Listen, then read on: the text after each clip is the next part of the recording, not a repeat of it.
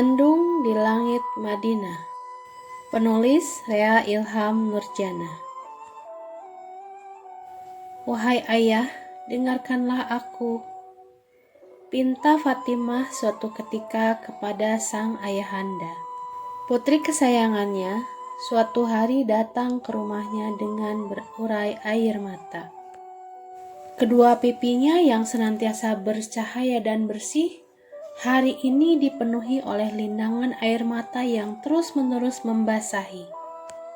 Ada sirat duka terpancar dan mendung yang menggelayuti kedua sinar matanya yang terlihat sayu. Gerangan apakah yang terjadi? Sang ayah, Nabi Muhammad SAW, yang diberi gelaran Al-Amin oleh seantero penduduk Makkah, memandang wajah putri kesayangannya dengan risau. Meski beliau sering melihat putrinya menangis, namun tangisan kali ini terlihat berbeda. Fatimah bukanlah seorang wanita lemah yang mudah meneteskan air mata untuk hal-hal kecil. Biasanya Az-Zahra atau Sang Mawar, sebutan lain Sang Putri, menangis ketika tidak tahan dan geram melihat perlakuan buruk kaumnya terhadap sang ayah tercinta. Sang ayah adalah seorang lelaki istimewa, pengemban tugas suci sebagai Rasul dan Nabi terakhir, pembawa risalah mulia. Sang ayah dengan penuh kasih sayang memanggil sang putri untuk mendekat dan duduk di hadapannya. Masih dengan bercucuran air mata, menahan luapan perasaan sedihnya, Fatimah mendekati beliau. Dia menceritakan masalah yang membuat perasaannya menjadi gundah gulana. Wahai ayah, suami putrimu ini hendak melamar seorang wanita untuk dijadikan istrinya. Calon istrinya tersebut adalah putri dari Amr ibnu Hashim. Fatimah bertutur dalam isapnya. Putri Amr ibnu Hashim? Sang ayah sesaat tertegun dan menunjukkan wajah kurang suka saat mendengar hal tersebut. Kala itu tersebutlah seorang wanita muslim yang merupakan putri dari Amr ibnu Hashim bin Mughirah, atau yang lebih dikenal sebagai Abu Jahal. Tidak seperti ayahnya yang mati dalam kekafiran dan memusuhi Nabi Muhammad SAW, Putri Amr memilih untuk masuk Islam. Suatu hari, Putri Abu Jahal itu ingin menikah dan mencari calon suami dari golongan kaum muslimin. Namun wanita itu tidak menemukan seorang muslim pun yang sekufu, yang pantas bersanding dengan dirinya, kecuali Ali bin Abi Thalib radhiyallahu anhu. Wanita itu pun lalu menceritakan hal tersebut kepada keluarganya. Keluarga Putri Abu Jahal pun menawarkan putri mereka untuk dinikahi oleh Ali. Namun, sebelum Ali menyampaikan hal tersebut kepada Nabi Muhammad, berita tersebut telah santer terdengar dan tersebar luas di Madinah.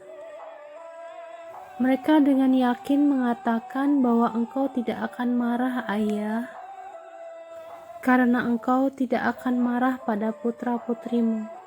Lanjut Fatimah. Fatimah merasa sedih, marah, dan tahu kalau Ali tertarik dengan tawaran pernikahan itu. Membuat dirinya berpikir kalau Ali tidak sepenuhnya mencintainya dengan niatan poligami tersebut. Apalagi calon madunya adalah putri dari musuh Allah. Fatimah cemburu. Air mata Fatimah yang terus bercucuran mampu menyentuh hati sang ayah. Tiba-tiba beliau tampak marah. Akankah Ali mengumpulkan putri Rasulullah dengan putri musuh Allah? Hal ini tidak akan pernah terjadi. Seketika naluri dan perasaannya sebagai seorang ayah terusik. Dan tentang Abu Jahal, Siapa umat muslim yang berasal dari Makkah yang tak mengenalnya? Lelaki yang memiliki posisi penting sebagai salah satu pembesar kota Makkah. Lelaki yang sejak awal menyatakan penolakan dan kebencian ketika Nabi Muhammad SAW mengumumkan bahwa beliau adalah seorang utusan Allah Subhanahu wa Ta'ala yang membawa risalah. Abu Jahal merupakan salah satu perancang usaha pembunuhan terhadap diri Nabi Muhammad SAW sebelum beliau hijrah ke Madinah. Laki itu bersama pembesar-pembesar Makkah lainnya pernah merencanakan sebuah konspirasi besar untuk melenyapkan beliau selama-lamanya dari muka bumi ini. Abu Jahal juga pernah mengepung rumah Rasulullah bersama kawan-kawannya sambil menghunus pedang. Pada suatu malam, saat Nabi diperintahkan oleh Allah Subhanahu wa Ta'ala untuk berhijrah, banyak sekali hal-hal menyakitkan yang telah dilakukan oleh Abu Jahal terhadapnya. Kilasan-kilasan peristiwa lalu ketika lelaki yang menjadi musuh Allah itu berkelebat dalam benak Nabi Muhammad SAW. Meski akhirnya Abu Jahal tewas pada perang Badar, namun lelaki itu mati dalam keadaan kafir. Sang ayah kembali termenung. Dilema dirasakannya. Apa yang harus dilakukannya demi menghapus kesedihan hati sang putri? Apa yang harus diputuskannya? Beliau tak ingin membuat keputusan yang nantinya akan menyakiti hati sang putri kesayangan. Meski Nabi Muhammad SAW sendiri tidak dendam sedikit pun kepada Abu Jahal. Namun cerita pilu dari Fatimah membuatnya seolah terlempar kembali ke masa lalu. Masa yang penuh penderitaan saat Islam baru saja tumbuh di kota Makkah. Dipandanginya sang putri tercinta yang masih menangis di hadapannya dan menanti pembelaan apakah yang akan dilakukan olehnya. Apakah Rasulullah akan mengizinkan suami Fatimah menikahi putri Amr ataukah tidak?